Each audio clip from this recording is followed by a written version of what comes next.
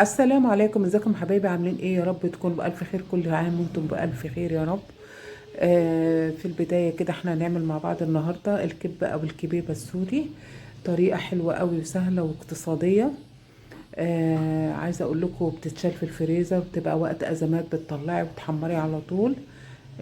طعمها حلو. بتاخدش لحمة كتير. وطريقة حلوة قوي وسهلة هتعجبكم. من غير مكنة، من غير أي دربكة كتيرة. بس قبل ما نخش على المقادير نصلي على رسول الله.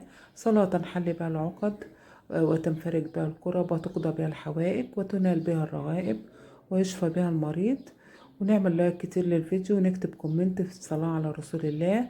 ناخد أجر أنا وإنتم بالصلاة على رسول الله، ونفرج كرب كل مهموم يا رب.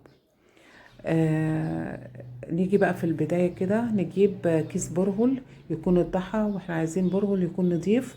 عشان ايه؟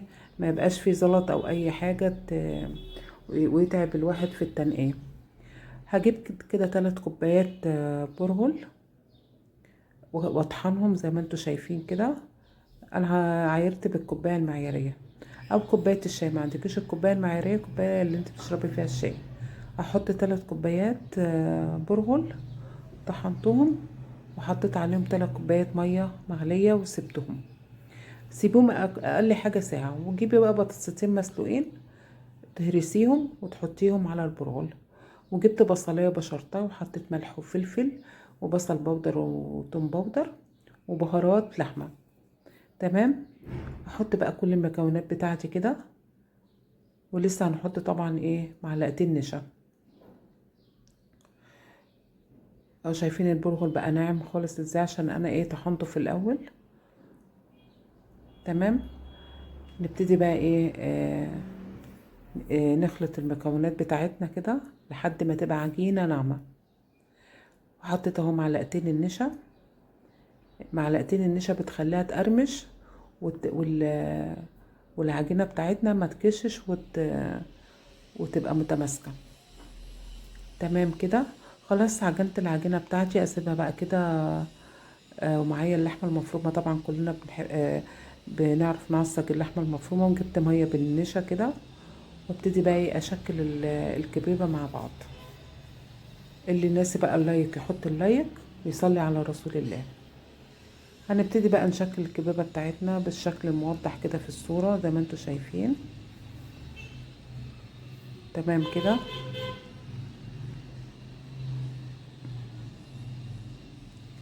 سهلة جدا. بعد كده بتجمديها بقى في الفريزر، وبتحطيها في اكياس اهو زي ما انتوا شايفين كده.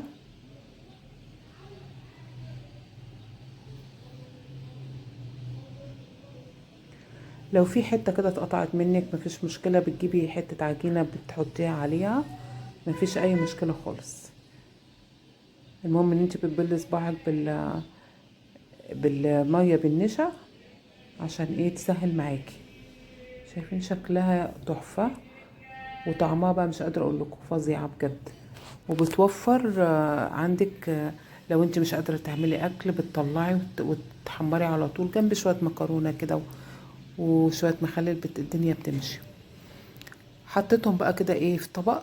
وفرشته ببلاستيك. بعد كده هحط بعد ما تتشكل لازم تتحط في الفريزر تجمد. عشان لما اجي احطها في الاكياس ما تتلزقش في بعض.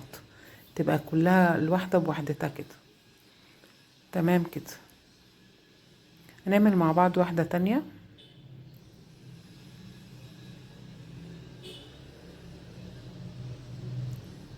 اهو ببل ايدي كده بالمية، وابتدي ايه، اعمل الرسمة اللي انا ايه عايزاها. اهو بالشكل ده كده.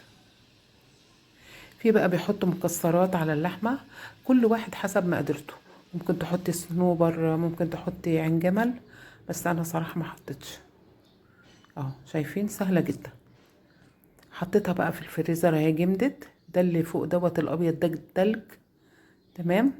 هنا بقى ايه، بتحطيها في الاكياس بقى بكل سهولة، ما تلزقش معاكي. هنحمر طبعا مع بعض كده ونشوفها زي ما شفناها كده في اول الفيديو. يا رب الفيديو النهارده يكون عجبكم، جربوها قولوا لي رايكم ايه. كل سنه وانتم بالف خير. واسيبكم في رعايه الله، احلى واغلى متابعين. تنسوش اللايك والصلاه على رسول الله.